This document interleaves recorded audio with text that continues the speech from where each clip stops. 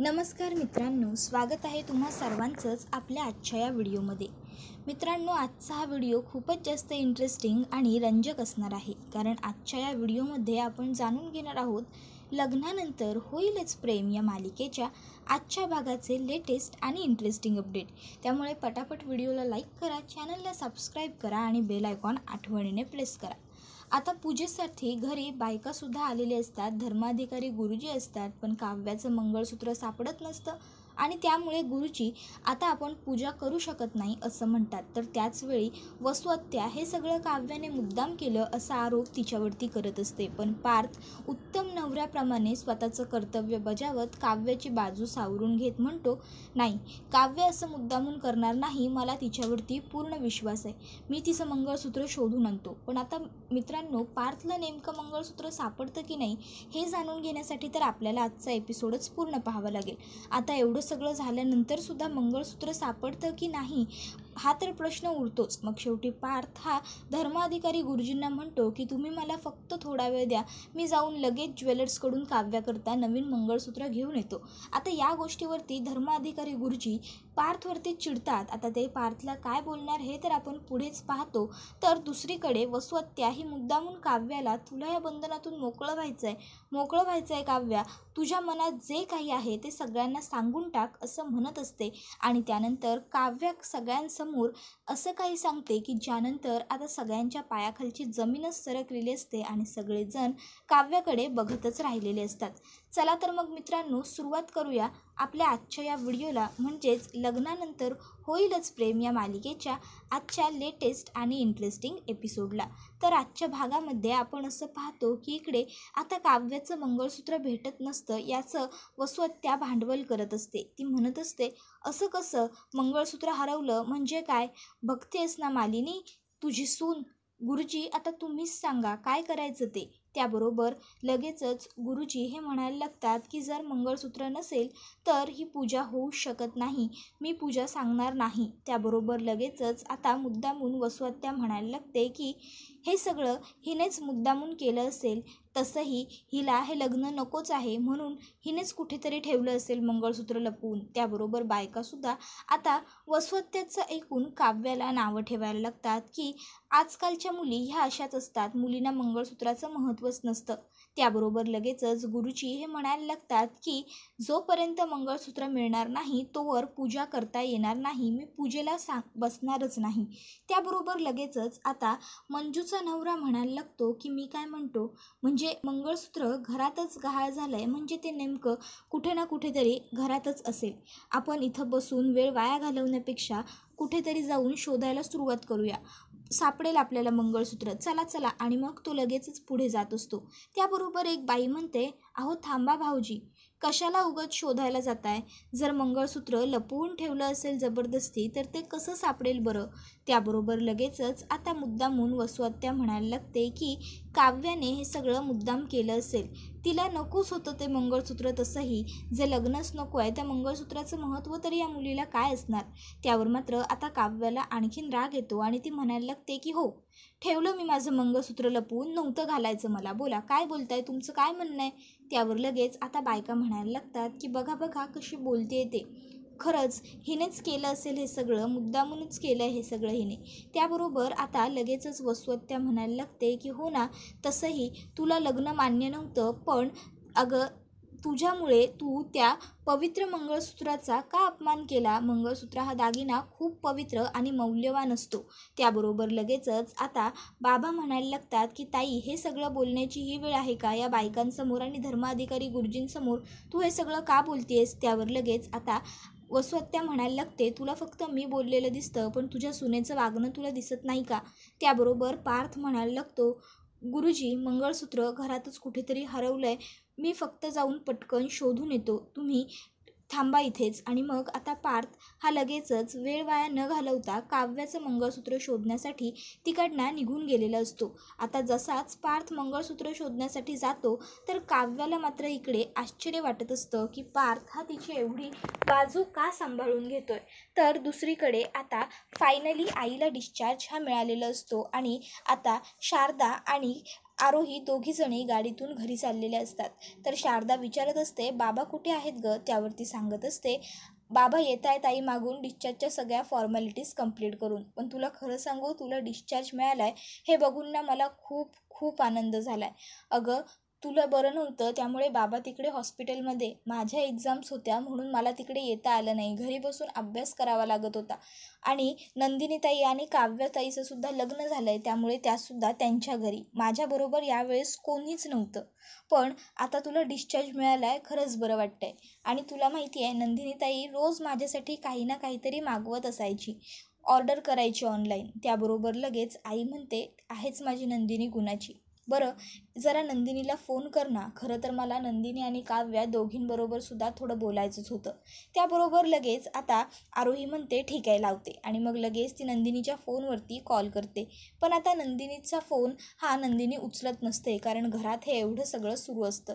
त्याबरोबर लगेचच ती म्हणते, मी एक काम करते, काव्याला कॉल करते. नंदिनीताईचा फोन लागत नाही आहे. आणि मग ती काव्याला फोन करायला फोन हातात उचलते आणि म्हणते, नाही नको, उगाचच्या उगाच काव्याला फोन केला तर ती माझ्यावरच चिडचिड करत बसेल. त्यापेक्षा तिला मी फोनच नाही करत, मी पुन्हा नंदिनीताईलाच कॉल ट्राय करते. आता लगेचच आरोही नंदिनीच्या फोनवरती फोन ट्राय करणार इतक्यात शारदा म्हणते, अगं नाही थांब, अगं आज त्यांच्या घरी गृहशांतीची पूजा आहे, मी विसरले होते. त्याबरोबर लगेचच आरोही म्हणते, आई सिरियसली?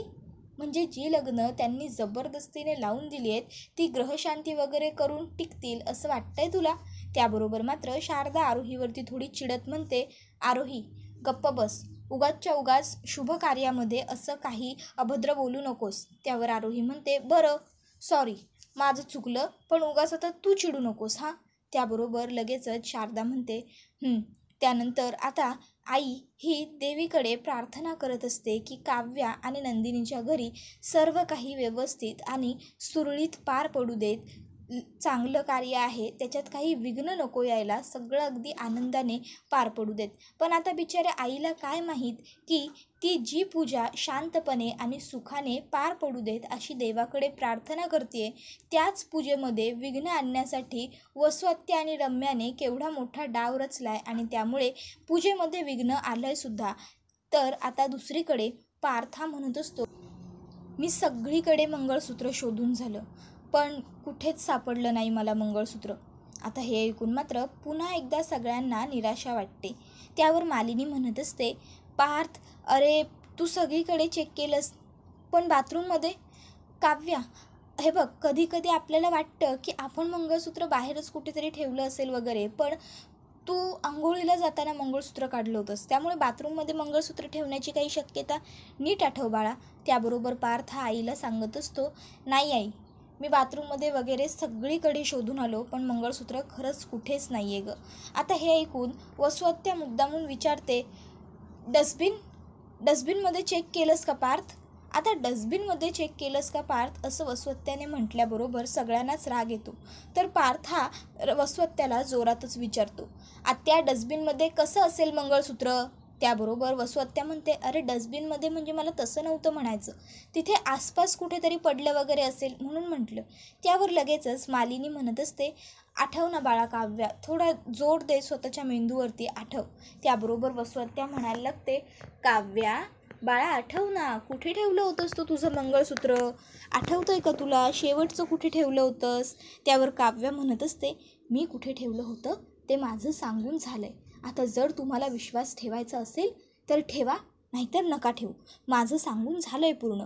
त्यावर मात्र आता बाबा हे विचारायला लागतात, बरं गुरुजी, आता मंगळसूत्र तर सापडत नाही आहे, मग ह्याच्यावरती काय करता येईल? काही पर्याय आहे का? तुम्हीच सांगा.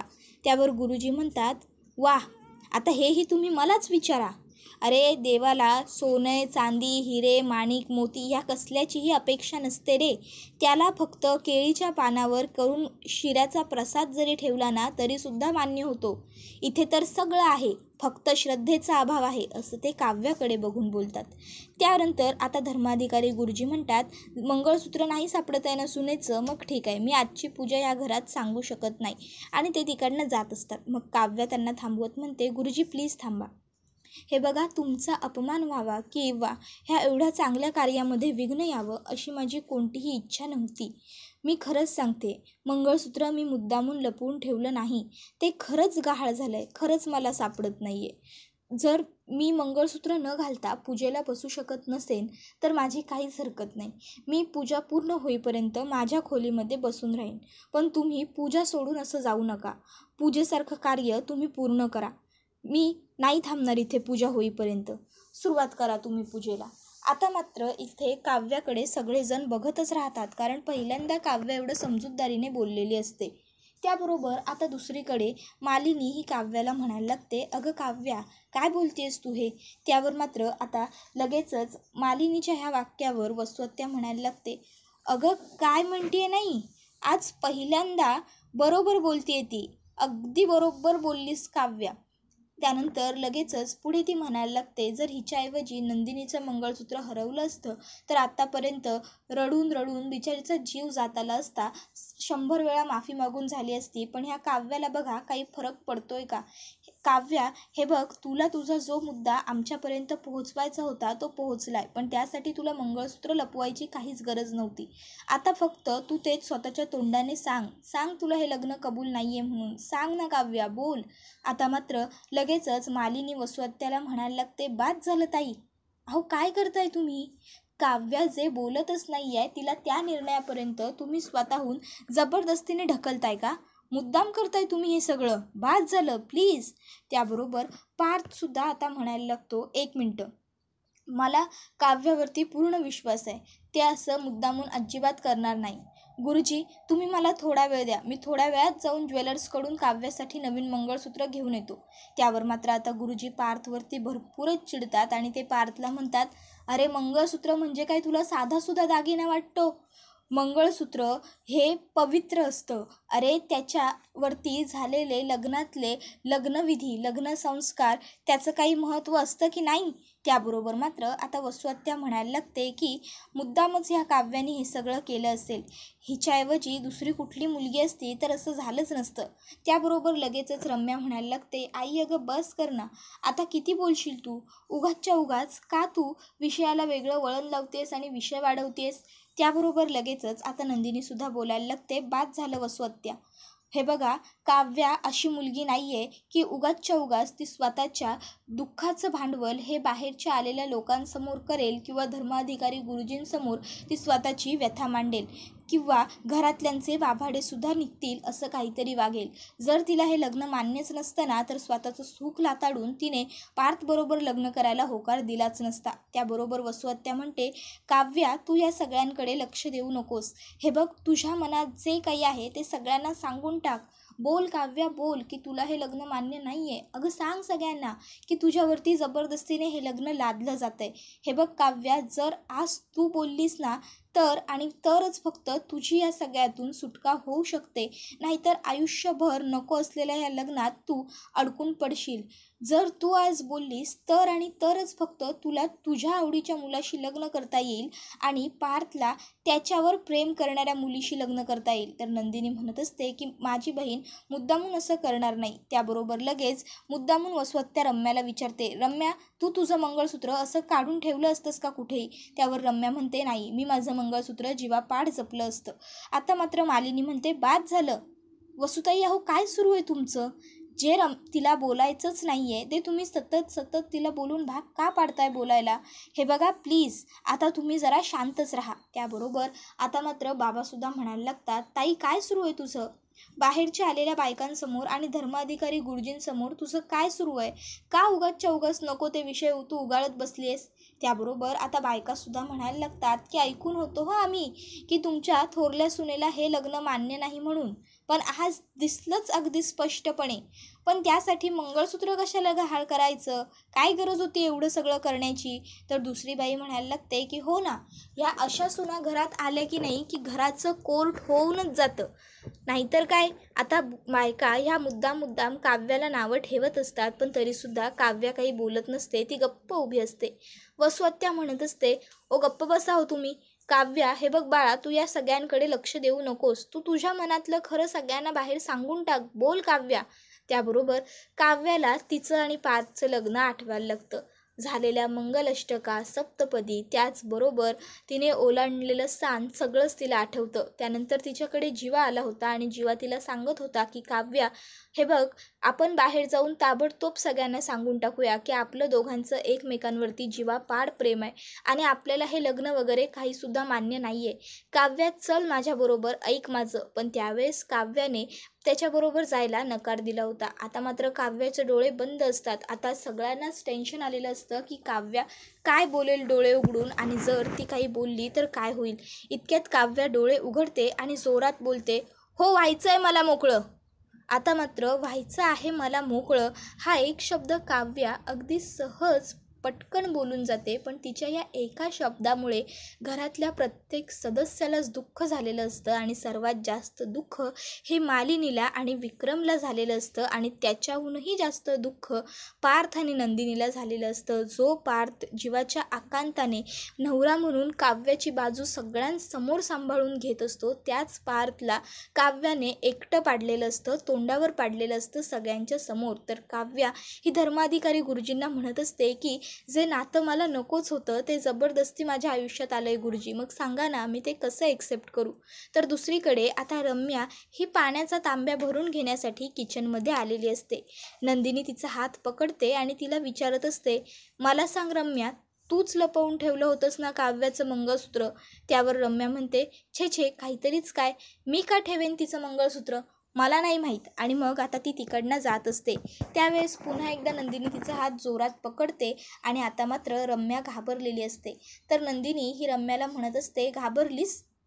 हे बघ रम्या, एक गोष्ट व्यवस्थित लक्षात ठेव, काव्या ही माझी धाकटी बहीण आहे आणि तिच्या बाबतीत मी काही चुकीचं होऊ देणार नाही. तू कितीही प्रयत्न कर तिचं आणि पार्थचं लग्न मोडण्याचा, पण मी तुला असं काही करूच देणार नाही, समजलं. तिच्यासाठी मला अख्ख्या जगाशी जरी भांडायला लागलं ना तरीसुद्धा मी तयार आहे, लक्षात ठेव. आता मात्र हे ऐकून रम्या ही खूप जास्त घाबरलेली असते, कारण जी नंदिनी कधीच कोणाला उलटून बोलत नाही, आज पहिल्यांदा तीच नंदिनी काव्याला काही झालं तर मी अख्ख्या जगाशी भांडू शकते असं म्हणून थोरली बहीण आहे काव्याची आणि ती तिच्या पाठीशी कशी ठामपणे उभी आहे हे रम्याला दाखवून देते. तर मित्रांनो, हा एपिसोड तर इथेच संपतो, पण एपिसोडला लाईक आठवणीने करा, त्याचबरोबर चॅनलला सबस्क्राईब करून बेल आयकॉन आठवणीने प्रेस करा. तुमचा एक लाईक हा आमच्यासाठी खूप महत्त्वाचा आणि मोलाचा असतो, कारण त्यामुळेच पुढे आणखीन जास्त काम करण्यासाठी आम्हाला मोटिवेशन मिळत असतं आणि ऊर्जा मिळत असते. तर व्हिडिओ कसा वाटला हे कमेंटमध्ये सांगायला तर विसरू नकाच. पण त्याचबरोबर आपला हा व्हिडिओ तुमच्या जास्तीत जास्त कुटुंबियांसोबत तसेच मित्रपरिवारांबरोबर सुद्धा नक्की आठवणीने शेअर करा, जेणेकरून त्यांनासुद्धा आपल्या अशाच उत्तम व्हिडिओंचा आनंद घेता येईल आणि पाहता येतील.